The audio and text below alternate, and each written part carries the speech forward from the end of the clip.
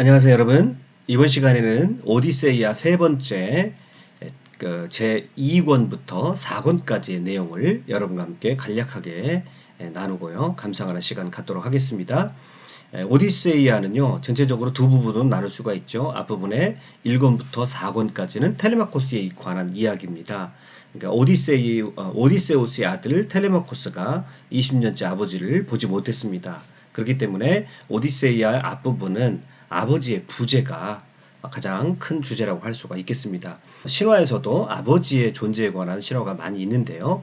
특별히 우리가 대표적인 것은 오이디푸스 컴플렉스라고 할 수 있겠죠. 오이디푸스 컴플렉스는 서양의 사상사 또는 철학사에 있어서 너무너무나 중요한 그런 이론이라고 할 수가 있겠는데요. 이 오이디푸스 컴플렉스를 통해서 인간의 욕망과 좌절, 또 인간의 무의식에 대해서 프로이드가 설명하죠. 그런데 이제 이 오이디푸스 컴플렉스에서는 아버지의 존재는 서로 갈등하는 존재로서의 그 아버지라고 할 수 있는데, 자, 이것은 제가 오이디푸스 컴플렉스 영상을 통해서 여러분과 앞으로 여러 차례 만나게 될 그런 강의 내용입니다. 미리 좀 약간 소개를 지켜드렸고요. 오늘 텔레마코스와 관련된 그런 컴플렉스로는요, 크로노스 컴플렉스를 우선 생각할 수가 있겠죠. 자, 이 크로노스 컴플렉스라는 것은 뭐냐면 자신만의 기준에 자녀들의 절대적인 순종을 요구하고 전적으로 자신의 뜻을 따르기를 원하는 부모, 또는 아이들이 자신의 뜻을 따르지 않을 때 적극적으로 반대하며 난폭해지는 부모를 지칭합니다. 그러니까 그런 증상들을 일컬어서 우리가 크로노스 컴플렉스라고 그러죠. 그래서 이 크로노스 컴플렉스를 가진 부모 밑에서 자란 아이들은 정상적으로 성장할 수가 없겠죠. 그렇기 때문에 자율적인 판단과 또 이 정상적인 한 개인으로서, 독립적인 개인으로서 성장하는데 방해를 받게 되는 겁니다. 그래서 오히려 부모가 자녀의 성장을 방해하는 것을 볼 수가 있고요. 우리나라 역사 가운데도 영조가 이 크로노스 컴플렉스에 시달리게 됐죠. 그래서 자기 사랑하는 아들 사도세자를 뒤주에 가둬서 결국 죽게 만드는 그런 엄청난 우를 범하게 되죠. 이 크로노스 컴플렉스는 불성의 과잉이다, 이렇게 볼 수가 있겠죠. 아버지 과잉 현상. 그래서 아버지의 불성과 아버지의 부권이 너무 강하기 때문에 자녀들의 정상적인 성장이 이루어지지 않는 그런 경우를 볼 수가 있습니다. 또 제가 영상에서 이것도 찍었는데요. 파이톤 컴플렉스도 이것과 관련이 있죠. 아버지 부재와 관련이 있습니다. 그러니까 크로노스 컴플렉스가 아버지 과잉이라고 한다면 이 파이톤 컴플렉스는 아버지의 결핍이라고 볼 수 있겠죠. 아버지 부재. 그래서 어린 시절에 겪은 애정 결핍으로 인해서 지나치게 타인으로부터 인정받으려고 하는 그런 강박증, 이런 것을 일컬어서 파이톤 컴플렉스다, 이렇게 얘기합니다. 여기도 결국은 이 파이톤 컴플렉스도 아버지의 부재가 가장 근본적인 동기가 되는데요. 자, 오늘 우리의 주인공인 텔레마코스도 역시 아버지의 부재를 겪습니다. 아버지의 부재를 겪어서 지금 그림에서 보는 바와 같이 굉장히 슬픔에 빠져 있고 20살 청년이 무기력하게 자기 주변에 압도되어 있는 그런 모습들을 우리가 볼 수가 있는데요. 그런데 우리가 텔레마코스는 일반적으로 컴플렉스자를 붙이지 않습니다. 그것은 왜 그러냐면 이런 아버지의 부재의 상황에 그가 갇히지 아니하고 그가 그 문제를 해결하기 위해서 어른스럽게 나섰기 때문에 텔레마코스는 컴플렉스라는 것보다는 사실 컴플렉스가 될 수 있었죠. 그런데 컴플렉스가 아니라 그는 모험을 떠나서 그 아버지 부재 상황을 해결했던 것입니다. 그래서 텔레마코스에게는 이 컴플렉스자를 잘 안 붙이죠. 뭐 학자에 따라서는 붙이는 분도 계시는 것 같은데요. 그래서 텔레마코스는 모험자를 많이 붙이게 됩니다. 사실은 이제 그가 아버지 부재가 심각한 것이었죠. 그에게도 한 번도 본 기억이 없는 아버지 오디세우스는 어떻게 된 것인가. 트로이 함락까지 생존했던 다른 모든 그리스 연합군 장군들은 대부분 귀국 도중에 난패당해서 죽거나 아니면 고향에 돌아와서 잘 살고 있는데 최소한 소식은 알 수가 있는데 왜 아버지 오디세우스만 행방불명이란 말인가? 나는 왜 아버지에 대해서는 전혀 알 수가 없는가? 라고 그는 성장하면서 내내 이 문제 가지고 고민을 했을 것입니다. 그도 그럴 것이 그의 집에는 어머니 페넬로페에게 구원하기 위한 거친 남자들이 모여 있었기 때문에 그렇죠. 이 구원자들은 이제 남자 어른들이 없는 집안이라고 우습게 여겨서 오디세우스의 집에 머물면서 멋대로 재물을 충내고 있었습니다. 그래서 이 어린 텔레마코스에게 있어서 이 거친 구원자들은 감당하기 어려운, 그에게서는 버거운 짐이라고 할 수 있겠죠. 텔레마코스의 어머니 페넬로페도요, 이 구원자들의 청혼으로부터 좀 위기를 벗어나기 위해서 꾀를 하나 내죠. 시아버지의 수의를 한번 마지막으로 짜고 그리고 청혼을 받아들이겠노라고 그렇게 말하고요. 3년 동안 낮에는 수의를 짜고 밤에는 그것을 다시 풀어헤치고 낮에는 또 수의를 짜고 밤에는 또 그 천을 풀어헤치는 그 행동을 반복하게 되는 거죠. 그래서 나중에 기다리다 지친 그 청혼자들이 이 페넬로페의 그 꾀를 알아채렸죠. 그래서 더욱더 거칠게 이 페넬로페에게 결혼하자고 청혼을 하게 됩니다. 그래서 가정은 더 이상 견딜 수가 없는 그런 한계가 왔죠. 그래서 이 텔레마코스는 아버지의 부재로 인해서 정말 커다란 문제를 갖게 되었던 것입니다. 자, 2권을 딱 들어가게 되면요. 이타카의 회의가 열리게 되는데요. 자, 이타카의 회의장으로 들어가는 페넬로페의 모습을 보십시오. 아침이 되자 텔레마코스는 어제 아테네가 조언한 대로요. 구원자들을 포함한 모든 사람들을 회의장으로 소집을 합니다. 그리고 청동창을 들고 2마리 개와 함께 늠름한 모습으로 회의장에 입장합니다. 자, 그래서 제가 아까 이 텔레마코스는 컴플렉스라는 이름을 잘 안 쓴다고 그랬습니다. 아버지의 부재임에도 불구하고 컴플렉스라는 표현보다는 그는 아버지의 부재로 인해서 생겼던 자신의 삶의 커다란 문제를 모험을 떠나고 자기가 주체적으로 능동적으로 그 문제에 대해서 대면하고 직면하는 것으로 그가 그 문제를 풀어갔다는 것이죠. 그래서 그는 모험을 떠나게 되는 것. 기본적으로 이 모험이 가지고 있는 단어의 뜻은 내가 감당할 수 없는 또는 내 힘으로 벅찬 어떤 도전 상대, 어떤 도전 과제를 감당하는 것. 어떤 과제들을 도전해서 감당하는 것을 우리가 모험이라고 할 수가 있는데요. 지금 텔레마코스는 자신의 인생의 문제에 대해서 정면으로 도전하고 그 문제에 대해서 모험을 떠나는 그런 장면인 것을 볼 수가 있습니다. 그래서 그가 어른의 모습으로 등장하게 되는 것이죠. 늠름하게 등장합니다. 텔레마코스는 구원자들에게 떠날 것을 명령을 합니다. 구원자들이여, 그대들은 지금까지 나의 수많은 훌륭한 재물을 탕진했거늘 그것으로 충분하지 않았단 말이요. 여태 나는 어린아이였어. 그러나 나도 이제 남의 말을 들으면 그 말뜻을 알아들을 만큼 컸고 마음속에 기계가 자랐으니 앞으로 나는 그대들에게 사악한 죽음의 운명을 가져다 줄 작정이요. 필로스에 가든 내가 여기 이 나라에 머물러 있든 말이요. 자, 그전과는 볼 수 없는 어른스러운 텔레마코스의 모습을 우리가 보게 되는 것이죠. 자, 구원자들은 그의 말에 호방기도 끼지 않습니다. 그리고 더욱더 거칠게 어머니 페넬로페가 자신들의 청혼을 빨리 받아들이라고 더 강하게 밀어붙입니다. 그때 구원자들의 횡포가 계속되자 제우스가 독수리를 보내서 그들을 위협을 합니다. 이 독수리는 이제 고대 그리스 신화 속 사람들에게 있어서는 제우스를 상징하는 그런 새입니다. 그래서 독수리가 나타났기 때문에 그 구원자들이 위축됩니다. 그러나 잠깐 위축되었을 뿐 그들은 여전히 기세등등합니다. 자, 아테네의 도움으로요. 텔레마코스는 은밀하게 필로스로 떠날 준비를 합니다. 자, 그가 필로스로 떠나는 데는 이유가 있습니다. 이 필로스에는요. 바로 네스토르가 있기 때문에 그렇습니다. 이 네스토르는요. 이제 우리가 일리아스에서 보면 그리스군 중에서 가장 지혜로운 노익장의 모습으로 등장하는 것을 볼 수가 있습니다.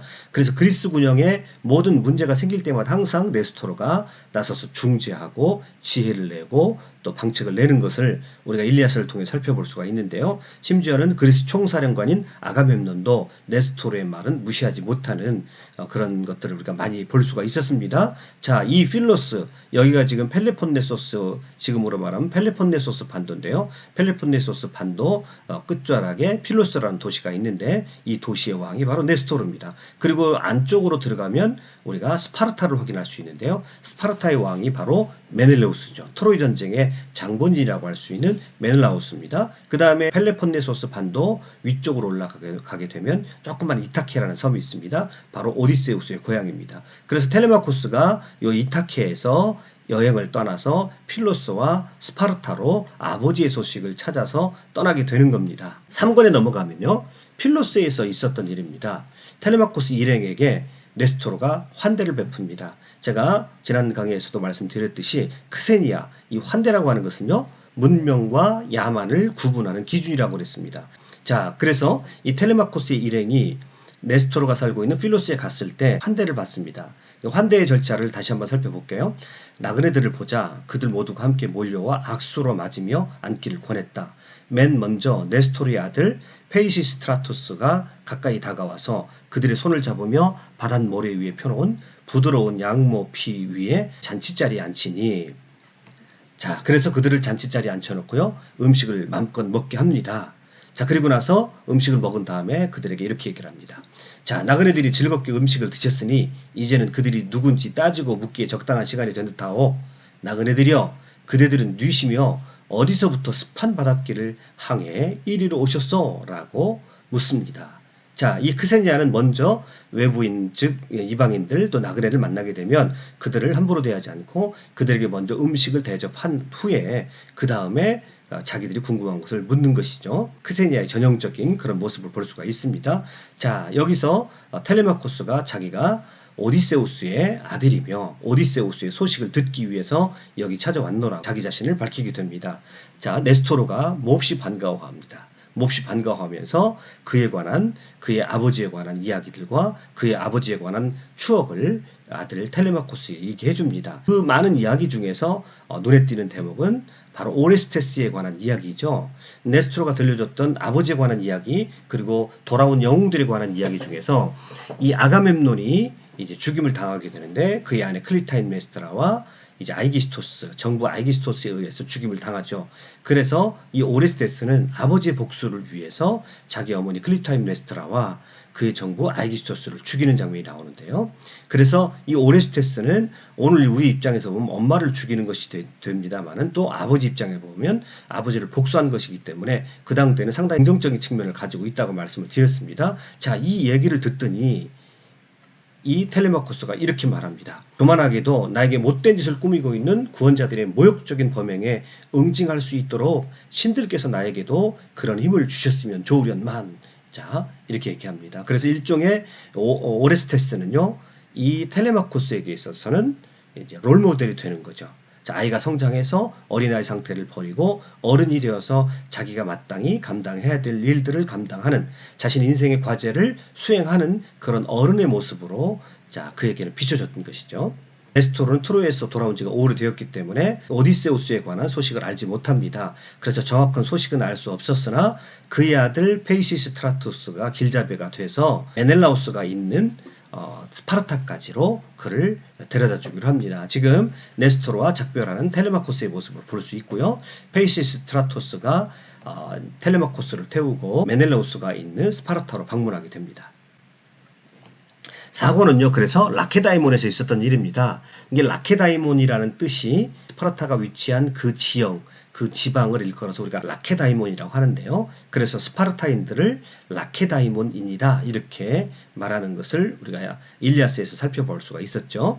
자, 텔레마코스 일행이 또 스파르타 왕 메넬라우스와 그의 아내 헬레네에게 환대를 받습니다. 이제 헬레네는 트로이 전쟁이 끝난 다음에 다시 돌아왔죠. 그런데 이 메넬라우스는 이곳 자기 고향으로 돌아오는데, 즉 트로이에서 자기 고향으로 돌아오는데 7년이 걸렸습니다. 그래서 7년이 걸렸기 때문에 비교적 오디세우스에 관한 최신의 소식을 그는 알 수가 있었다고 그렇게 말씀을 드렸습니다. 자, 그들이 트로이 전쟁에 있었던 오디세우스에 관한 일들을 이야기하고 회상을 하자 듣고 있던 텔레마코스가 오해라는 장면입니다. 그는 한 번도 보지도 못했던 그의 아버지에 관한 무용담을 듣자 그의 마음속에서 차오르는 그런 눈물을 견딜 수가 없었던 것입니다. 자, 그리고 그 다음날 돼서야 이 메넬라우스가 오디세우스에 관한 소식을 이야기해 줍니다. 자신과 아내가 그리스로 돌아오는 길에 이집트까지 가게 됐고요. 그곳에서 예언자인 바다의 노인 프로테우스에게서 들은 이야기를 해주는데, 그 프로테우스라고 하는 바다 예언자에게 아버지의 소식이 들려왔던 겁니다. 오디세우스는 바다를 떠돌고 있다. 그리고 그가 오기귀의 섬에 칼립소 여신에게 붙잡혀 있다는 그런 얘기를 그가 드디어 들을 수가 있었습니다. 그가 꿈에도 듣고 싶었던 아버지에 관한 소식을 그가 듣게 된 겁니다. 한편 이제 이때 사건의 말미에 보면 이타키에서 구원자들이 텔레마코스가 돌아오지 못하도록, 또는 텔레마코스가 돌아왔을 때 그가 탄 배를 난파시키고 텔레마코스를 제거하고 페넬로페를 누군가 차지하며 텔레마코스의 재산을 그들이 뺏어갈 것을 모의하는 그런 장면으로 사건은 끝이 나게 됩니다. 자, 여기서 우리가 결론적으로 아버지의 부재가 갖는 의미에 대해서 결론적으로 한번 살펴보겠습니다. 한마디로 얘기하자면 아버지의 부재는 성장의 과제라고 할 수 있겠죠.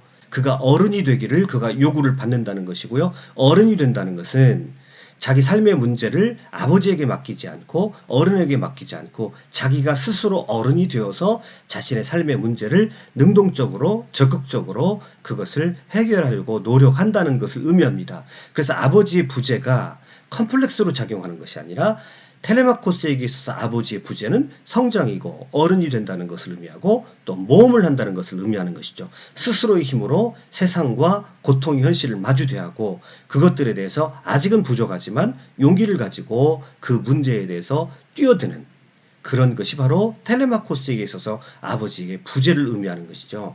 그래서 여기서 이 전체 이야기에서 1권부터 4권까지는 아버지의 부재인데 텔레마코스는 컴플렉스를 가진 사람으로 성장한 것이 아니라 오히려 그 아버지의 부재로 인하여서 그가 적극적으로 성장에 나서게 되고 어른이 되어지게 되고 자신의 삶의 문제에 대해서 능동적으로 해결해 가는 그러한 아주 성숙한 모습으로 성장하는 것이 바로 텔레마코스의 이야기이고 이 텔레마코스가 이제 고향으로 이타키로 돌아가는 그 지점에서 아버지 오디세우스도 같이 돌아가고 둘이 만나게 됩니다.